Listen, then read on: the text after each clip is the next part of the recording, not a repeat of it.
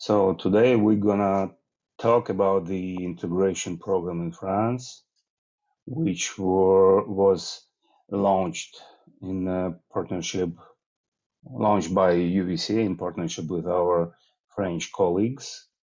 Please meet Adrien Henny, our colleague, executive president of Allianz Tech, co-founder of, I guess it's more correct to say Ukrainian Digital News. Am I right? So Adrien is a co-founder of Ukrainian Digital News and a startup and fund advisor. And our colleague from France, Steven Bourgeois. Do I spell your name correctly? Correctly, yeah. Thank you. Great. Steven is a director at EuraTechnologies. He's in charge of global public sector. And with these organizations, we're working on another initiative dedicated to support of Ukrainian startups during the war, but this event will be announced later. Yeah, thank you, Adrien. You printed the links to your resources. So today we're gonna talk about the integration program.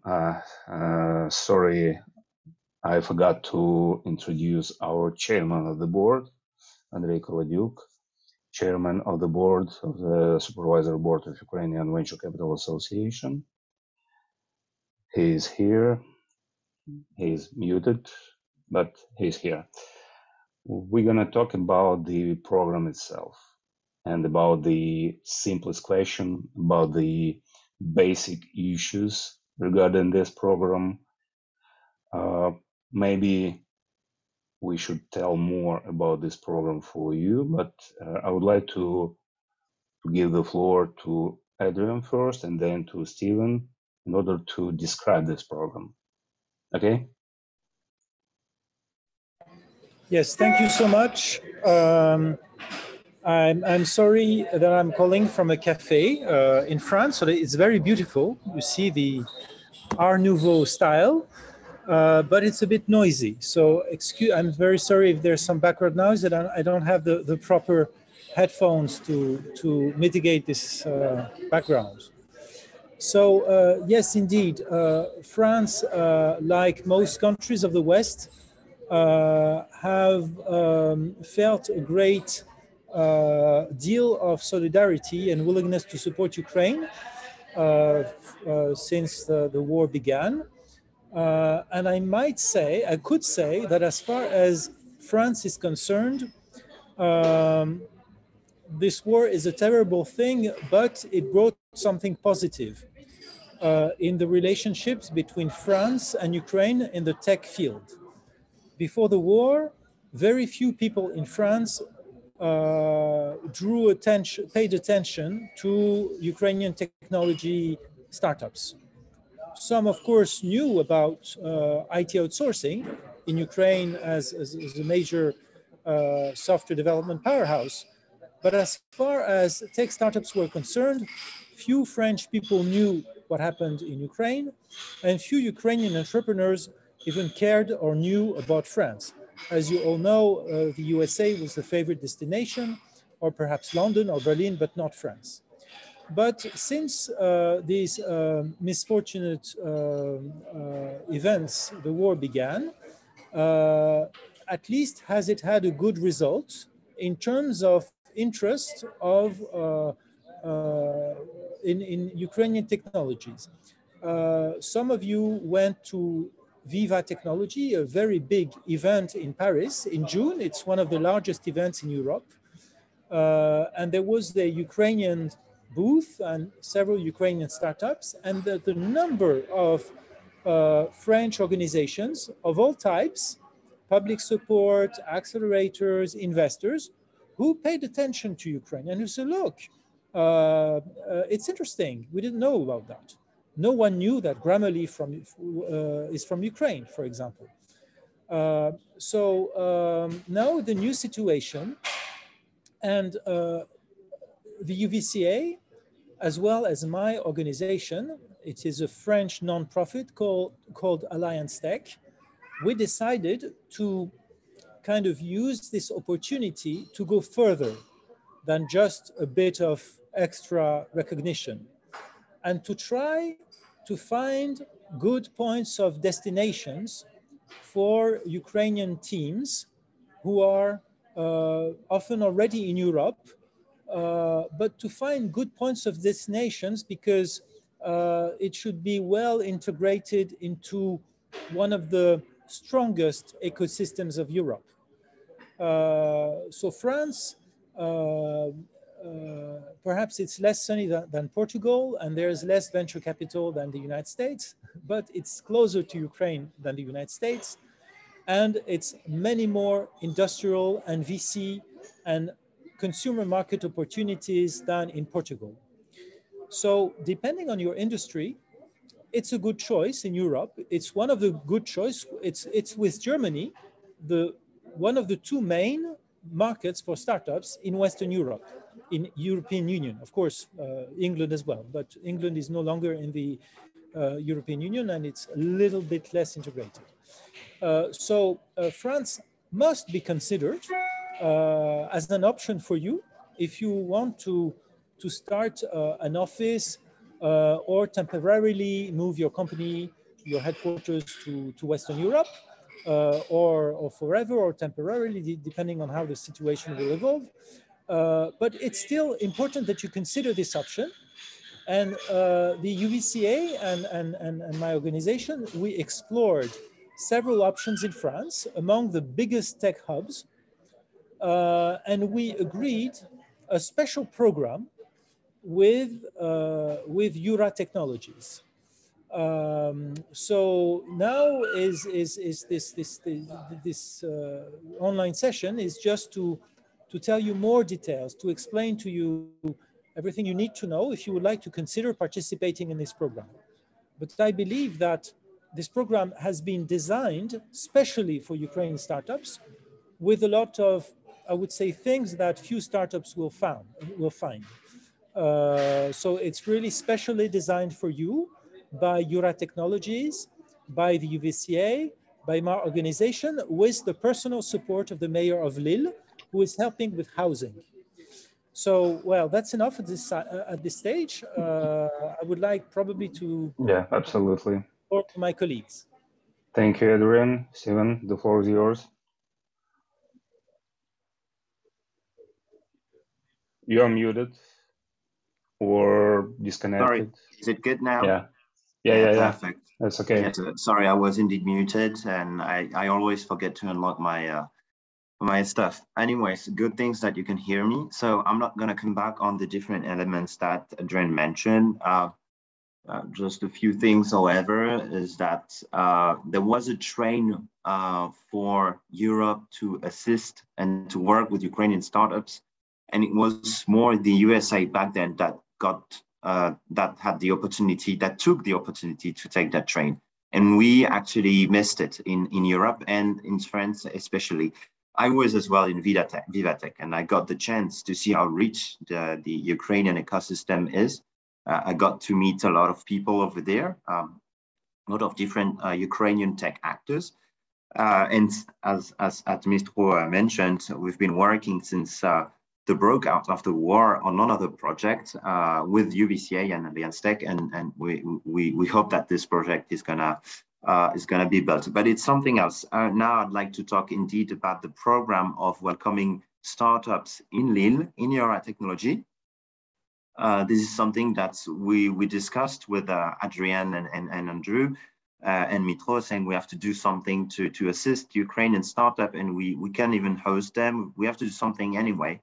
And I, for one, represent EuraTech, and most of you, I believe, could wonder what is EuraTechnology. So in a few words, what is it? So it's we are, let's say, the queen of England of incubators, because we are alive since 2009. That is to say 13 years of experience. As you know, 13 years of experience in the field of tech, of incubation, is very, very old. we've got this great chance to be supported and backed by public powers. Not only we have a private part and a public part, but coming to the public part, we are detained by the region, the metropole, and the city of Lille. And it's very important for the city of Lille because Martine Aubry, the mayor of Lille, was one of the first to say that she was willing to welcome Ukrainian refugees when the war broke out. And several programs got in place in order to assist Ukrainian refugees in Lille. So the idea here is to design a program to welcome startups in our incubation programs. We've got different thematics of incubation. Maybe we can even come back to that later. This type of services can only be delivered if we work hand in hand as well with UVCA and Alliance Tech, but as well with the city of Lille. Coming to housing, family, etc., there's still obviously some administrative discussion, but indeed, there's the idea of putting this program on place, on foot, and being able to welcome most of you, all of you, I hope, so that you guys can continue operating and penetrate better the European markets. Great. Thank you, Stephen. I would like just to add something because Stephen is Sure. EuraTechnology is among the top European technology hubs. It's a huge place with plenty of players connected or physically present there, of all types, of all countries. And it's also a very great thing because it's 1 hour by train to Paris, 30 minutes to Brussels, 2 hours to London by train, and 2 hours and a half to Amsterdam or something like that. So it's really an ideal place if you want to integrate not only to the French ecosystem, but you have an open door to a big part of Europe. Thank you, Adrian. Thank you, Adrian. I've been very modest. Now I suggest to jump to our list of questions. We received a list of questions from several participants who expressed their will to attend, and the list is, I guess, this list is pretty common for every participant. So I would suggest to do the following.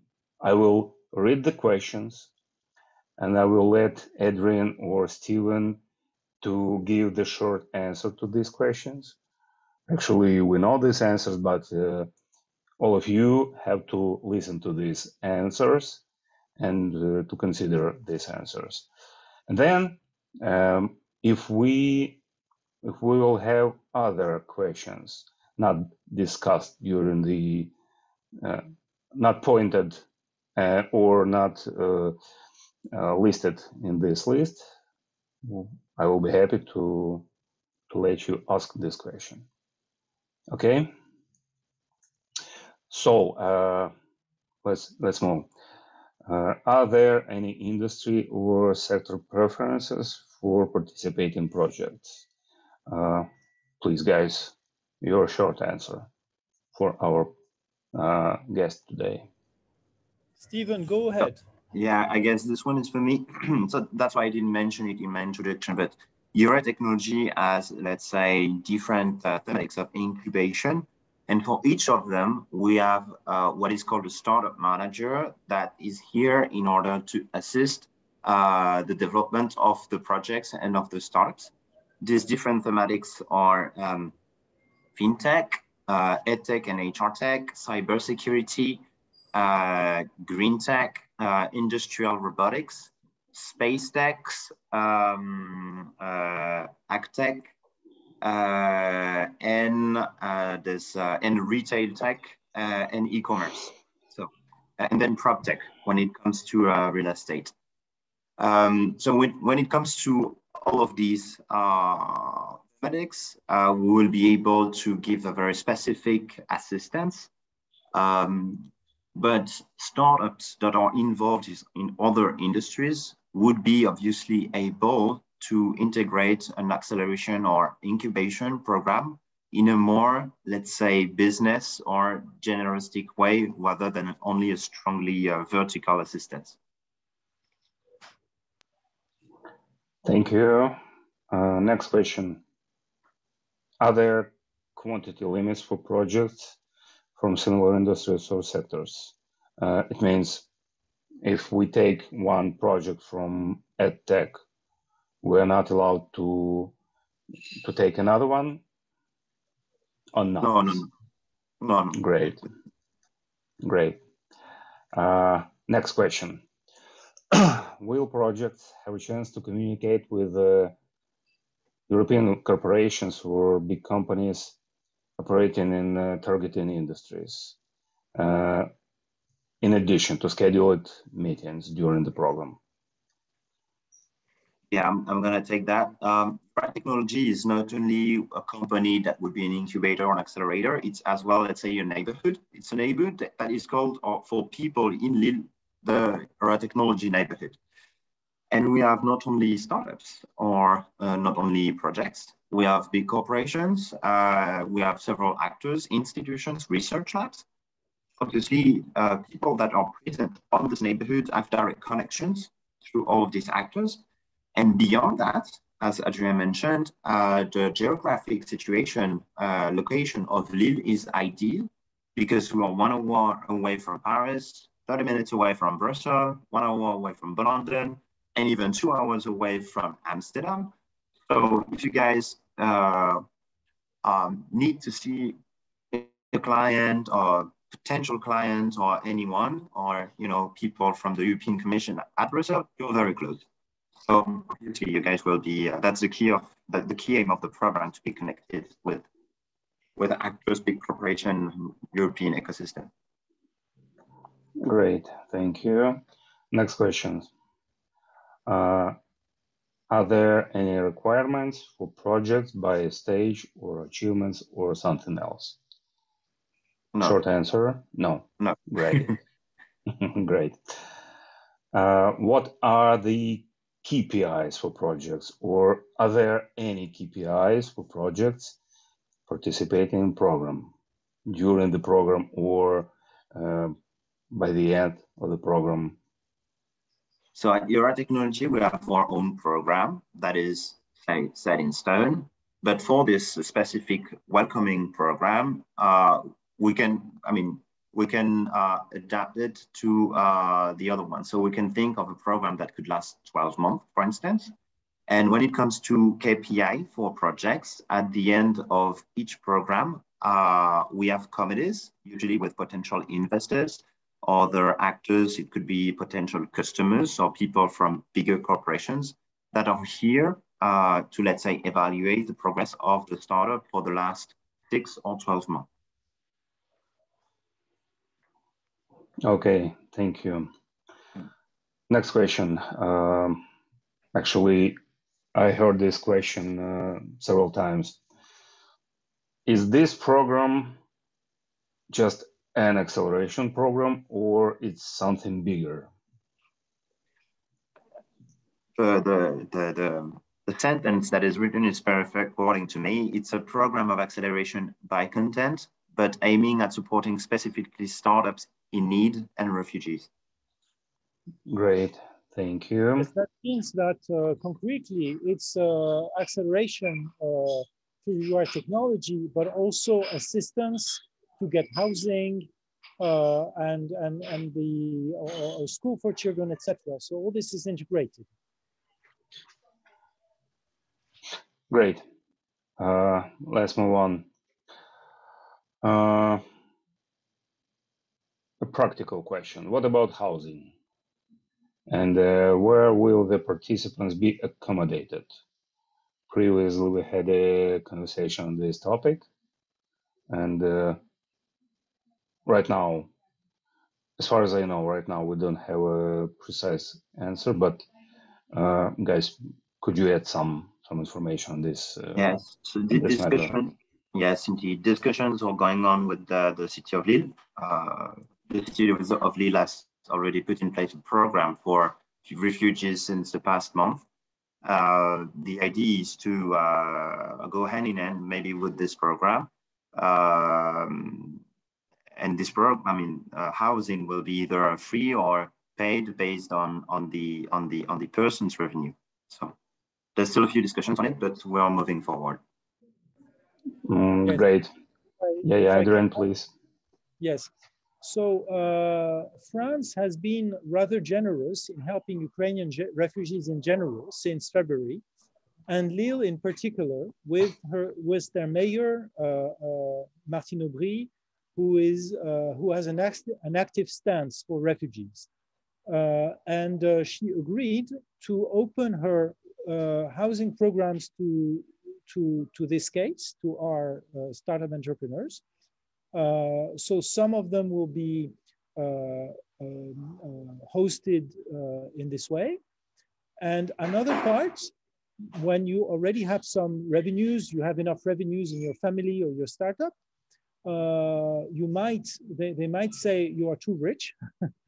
And in this case, you will be assisted in finding on the private market some housing.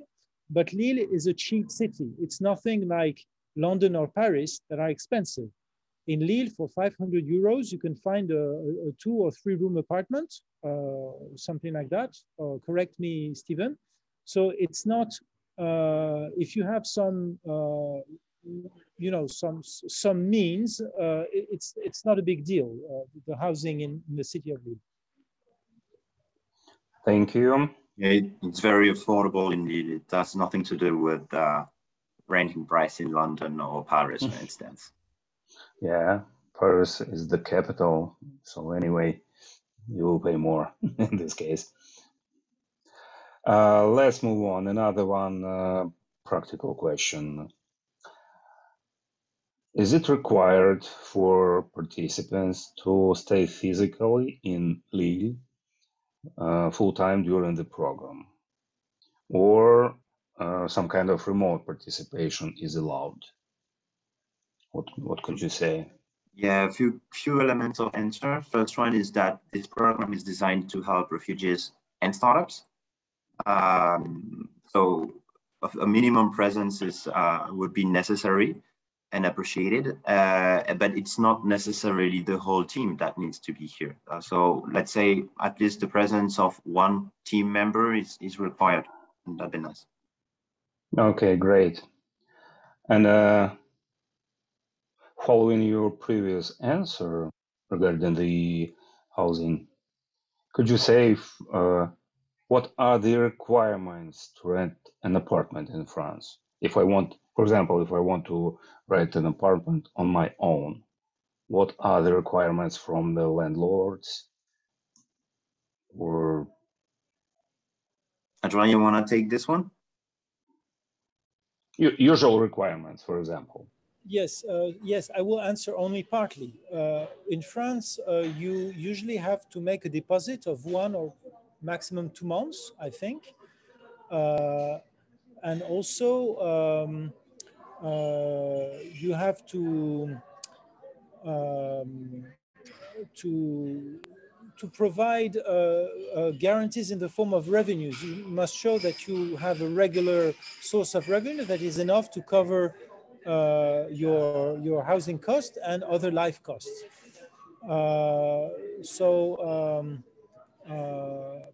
This is the standard way. In this particular way, if you have enough revenues to not to go in the free housing for refugees, but for the market solution, you won't have problem to pay 1 or 2 months deposit, but perhaps you will need assistance to offer the guarantee from an organization, a French organization, because you will not be able to show, for example, that you have been in France for 6 months or 1 year and employed by a French company. And so perhaps you will need some administrative support from us to do that. But frankly, I don't really know the details on this aspect. Perhaps Stephen can elaborate on this. No, in a general terms, you've said it all. So. Yeah. Okay. Thank you. Let's move to some legal questions regarding the visa issues, or is it necessary to obtain some additional documents? For example, is a national business visa, French national business visa, required to stay in France during the program? I can take this one if you like. Yeah, go on. There are several solutions that are available for you as Ukrainians. First, if you already have the refugee status in another country, it seems that you can move to another European country that doesn't pose a problem, as far as understood it. This is option one, correct? Option two, absolutely. If you are coming from Ukraine to France, you can also apply to this refugee status and with our support. Option three, you might already have a visa that allows you to stay in France for 6 months. And the last option is that you can apply for the standard French startup visa. It's called French tech visas for startup founders, for example, or startup investors, if you're an investor. And this is a relatively easy step. If you have the support letter from EuraTechnologies and the support of the city of Lille, you will have this French tech visa rather easily. So as you can see, there's a large range of options. If you don't have the Ukrainian citizenship, it might be, some of these options might not exist. For example, of course, the refugee, but still we will find other options for you. Great. And anyway, you will support participants in this process. I mean, obtaining refugee status or tech visa. Super. Of course, we shouldn't do that at the last minute. The acceleration program starting around the 1st of October, correct, Stephen? Is that right? That's what we're aiming at. Yes. So, of course, you should not just call us on the 25th of September, but much earlier. In the course of August, it should be started. Okay. Regarding the legislation, I have a question. If the project continues its activity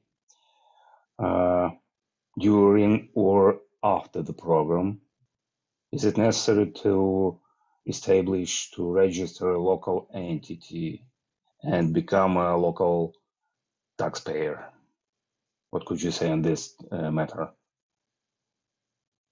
So for the program, we can say that it's not necessary to have a registered local entity.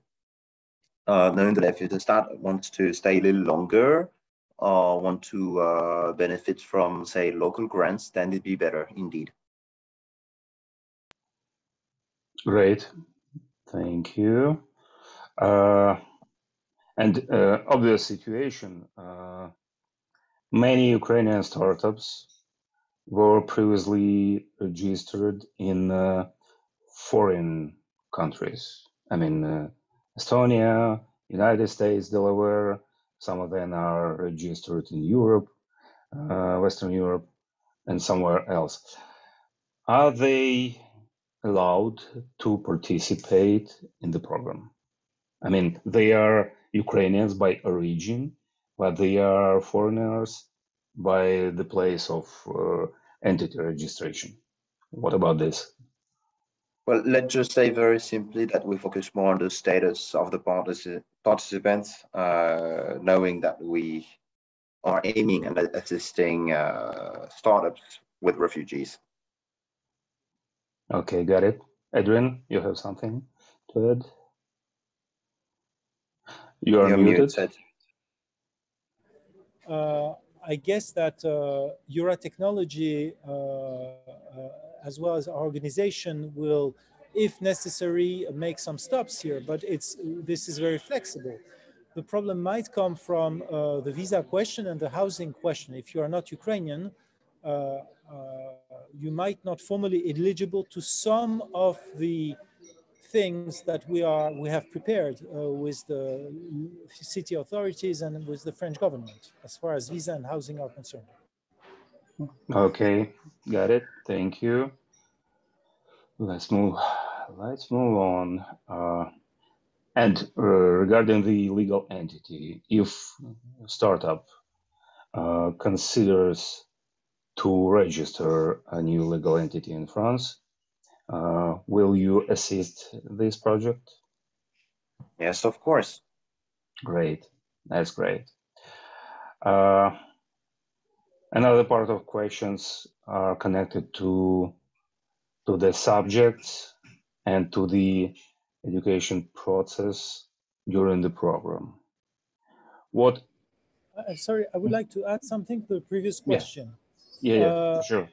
It's not very difficult to register a legal entity in France. Of course, you will be assisted. This is the job of EuraTechnologies. They know it very well. But I would say that it's if you are going to stay in France for a long time, you will need it. And you should note that France is a very generous country in terms of startup grants or free loans. Such programs are generously offered by the French state and all the regional authorities or local authorities and European Union. And for this, you usually need to have a legal entity locally registered. Thank you. And about the education, what will the participants get? What kind of subjects or what subjects they will study during the program? Or could you tell more on this topic? Could you elaborate this question?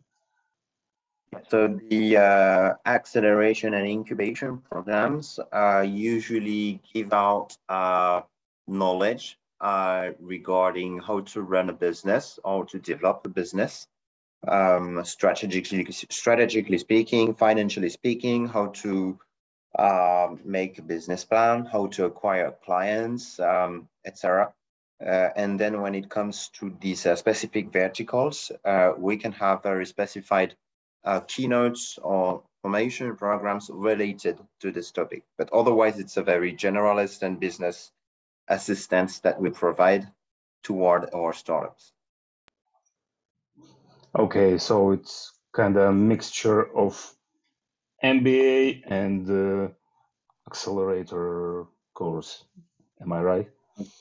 Say yes. I mean, it's not an MBA, but it would give the major knowledge, and we go a little further because it's not only theoretical, but it's very, very practical when it comes to business. Indeed, goes further than an MBA. Yes.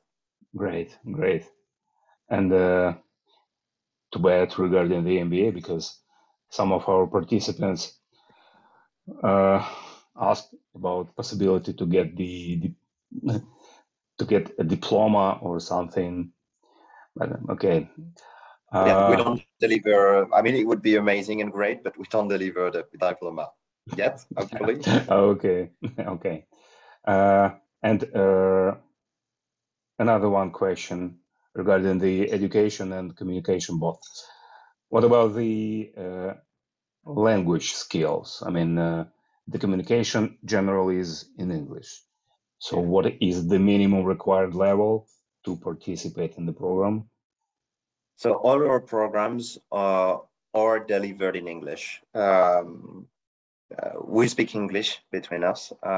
So I would say the minimum level would be C1, because with C1, you should be able to communicate and work with a minimum business English, I would say, on a daily basis. Okay, great.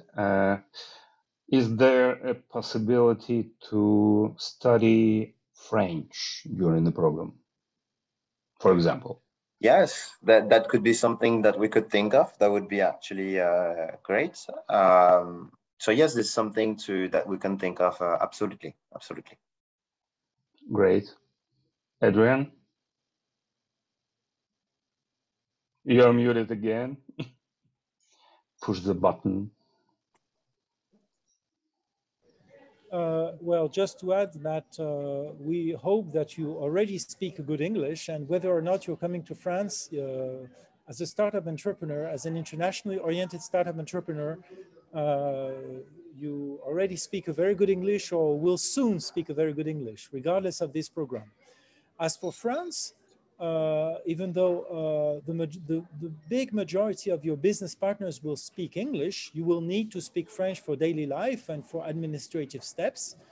So even if you stay 6 months, it's good to start. And you will find several opportunities in the city of Lille and perhaps through EuraTechnologies to learn French. Great, great. What about the teachers of the program? I mean, teachers, tutors, these professionals who will teach the participants. Who are they? Are they university teachers, or they are businessmen with a big or huge experience? Who are they? So we've got what we call startup managers that are dedicated at assisting the development of the startups in a very specific vertical, for instance, fintech or edtech. They are not absolutely university teachers. As I mentioned, we are not at all in the theoretical approach of business, but in a very practical approach. Usually it's people that had their career before, or it's still something in their career, indeed. So they are more indeed on the business side. They could be considered as certified tutors, but certified by EuraTechnologies, which has a good credibility, I hope. I think a businessman with experience is more wealthy than a big professor with some degrees and zero experience. That's my opinion. Okay, I have final block of questions regarding the families, because according to the requirements about the physical presence, some startup founders are situated in Europe with the whole families. So what about family members? I mean, for example, for children, schools or kindergartens, what language is there, and is it complicated to get the kid to this school? I mean, an administrative issue. So as I mentioned in my introduction, it's still something that we are discussing with the mayor's office. Indeed, we cannot only take into account that people are only startups. They are not only startups. These people don't have only a business, but they have a family, they have kids, and all these people need to be taken care of, indeed. So that's why in this program, there's not only EuraTechnology and an acceleration program. That's what we mentioned earlier by content, but it's broader than that. We have to provide as well school assistance, housing, etc. Insurance could be. So this is something that we are indeed discussing in order to find the best solution with the city of Lille. As I reminded earlier on, the city of Lille has been one of the very, very first to welcome Ukrainian refugees in March. So this is something that it's not going to be brand new. We're going to rely on something that has been existing for the past 3 months almost. So we will be able to give out more details later on housing, on how to cope with children in school. But it's something we're absolutely considering, because we can not only provide a acceleration program. Got it. Okay. Regarding the employment, I mean, if one husband and wife, husband is a startup founder, so regarding his wife's daytime, is it possible to assist in employment, or how difficult is this process for the refugees in France? Is it possible to employ, or it's restricted and you have to only to get some kind of payments from the government as a refugee, and you have nothing to do else? Well, as for this part, I don't have any key of answers, unfortunately. But it's a very important question that we'll have to go further in. I would say it's kind of general question, because there are a lot of refugees in France and Europe, and, who is struggling with this question. But okay. So can you repeat this question? I'm not sure I fully understood it. Okay. If I'm, for example, I'm a spouse of the startup founder, and my spouse participates in the program. So what can I do? How can I? What can I do in terms of employment or business or something else? Should I stay? Should I sit in the house and receive a check from the government as a refugee? Or, yeah, I see you got it. You're muted. Obviously, we are not specialists of that question. So this answer should not be taken as a very strong answer right now. And also it strongly depends on each area. There are areas with plenty of offers and others with nothing to do. So generally speaking, taking into account the experience I heard about in Paris, there are some offers. There's plenty of things in Paris to do for people, including Ukrainian refugees. They are lucky enough to be able to work legally. Of course, it depends on the language. If she doesn't speak French, it will reduce the scope. But I heard of plenty, I even read an article about plenty of Ukrainian women, refugees, who work now in the hotels and in the restaurants of Côte d'Azur, of the Riviera. And the managers, the hotel managers said that they saved them. I mean, the Ukrainian women saved these hotels because they needed some workforce. Wow. Post-COVID, there's a big amount of clients and not always enough workforce to deal with it in restaurants. Yeah. I heard about this. It's things that it's not super necessary to speak a lot of French, you see. On the other hand, I heard in Paris stories where people who were helping refugees suggested to take jobs, and the Ukrainian ladies, in certain cases, were a little bit picky or said that they would come soon back to Ukraine and it was not necessary to work. So, frankly, if both sides, if the person is willing to find something, and not too picky, especially if she doesn't speak French, I don't think that she will remain with nothing to do for a long time. But again, it should be addressed more professionally, and I would perhaps suggest to do our homework before September to inquire about this in Lille, how it happens in the local market for such professions, so that we Yeah. can provide a clear answer in September. You're right. It makes sense. You're right.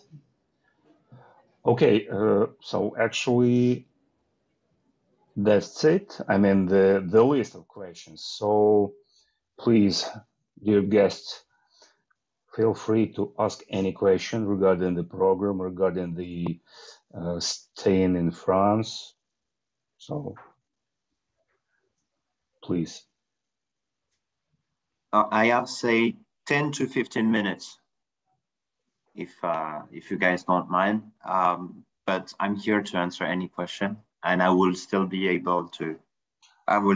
available afterwards to answer question per mail or per phone.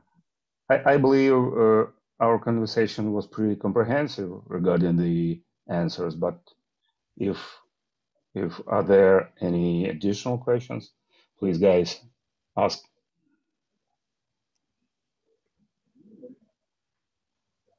Alina, I see the question in your eyes. Hi guys. Yes, I just want to ask. We have a team of 3 people, like 3 top managers. Yeah, and if we are talking about some relocation, so we are considering these 3 people. So is it possible to participate in your program with this number? You mean 3 founders? Yes, 3 founders. Or 3 families of 3 founders? Yeah, sure. 1 family for 3 founders. Okay. That's great. Interesting family. It's a compliment. Yeah. So regarding the 3 people, I don't see any problem. Yeah, there won't be any problem. If we take it from a very logical point of view, once that we know who would like to participate into the programs, we will be able to go into more details when it comes to, housing, to all the kind of unanswered questions, these questions that we could answer right now. But from a very logical point of view, there wouldn't be any issue. You guys can apply, and then we get back to you with the whole programs, detailed 360 and stuff. So, yeah. Great, thank you. And I have one more question. So in September, we are going to raise a pre-seed round of investments. And is it possible for us to receive some support from your side in our venture activity? Okay, when you say support, what kind of support would it be? For example, some interest in our French ecosystem or some French venture funds and so on. Yes, I mean, this is something we are thinking of doing into the program. So yes. Great, thank you. Let's talk this through in the next weeks, indeed. Thank you. Let me add, actually, we're interested not in support itself. We're interested in startups to grow up and to raise money in Europe. So yeah, this process doesn't limit your further activities. Thank you, Alina. Anybody else? Maybe some tricky question? No. Let's keep the tricky question for later. Okay. So, Steven, could you tell us one more time the main topics of the program? I mean, timing, period of acceleration, period of incubation, or something else. Timing, place, day of start, etc. Yes.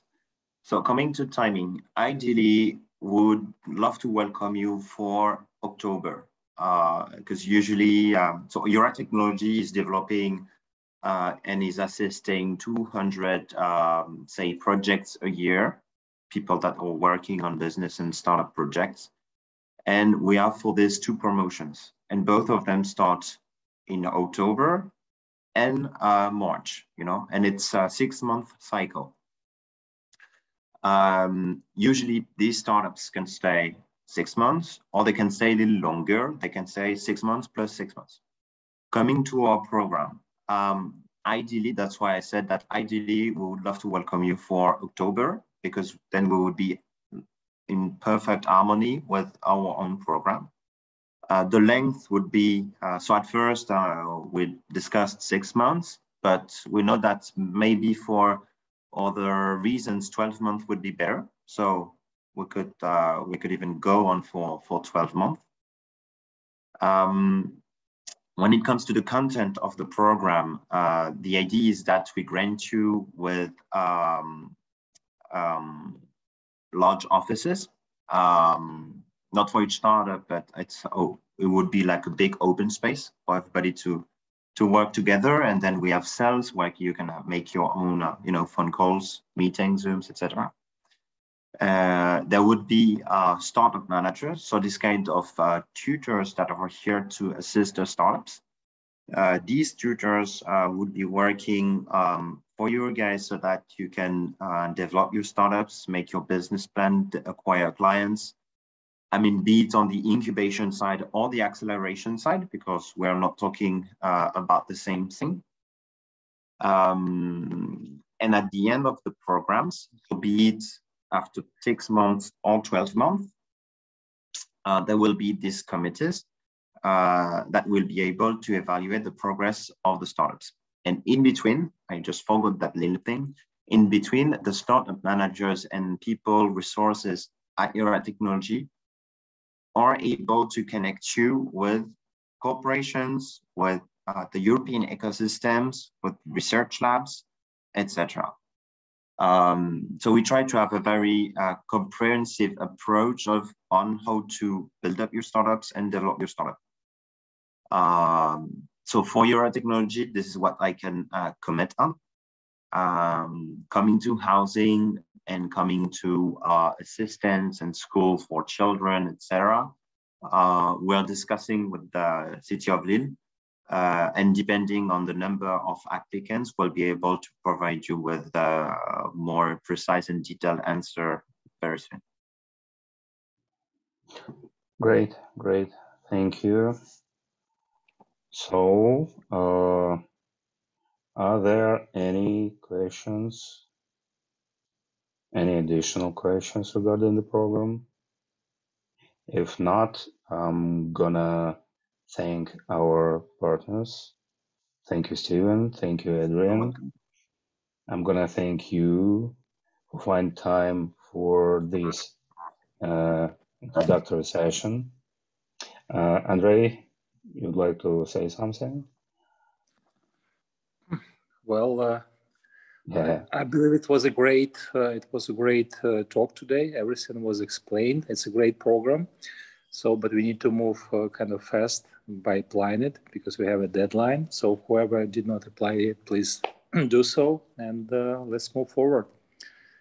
In the meantime, Dmitry and myself are open to answer any questions for anyone, for our program participants, and hopefully we'll see you soon in the Lille, all of you. Thank you. Thank you. Bye-bye. Thank you. Bye-bye. Bye. The recording. Thank you so much. Bye. Slava Thank you, Dmitry. Heroям slava. Thank you, Steven. The recording will be placed at our account in YouTube. So if you forgot something, you can check it anytime at the recording. Dziękuję.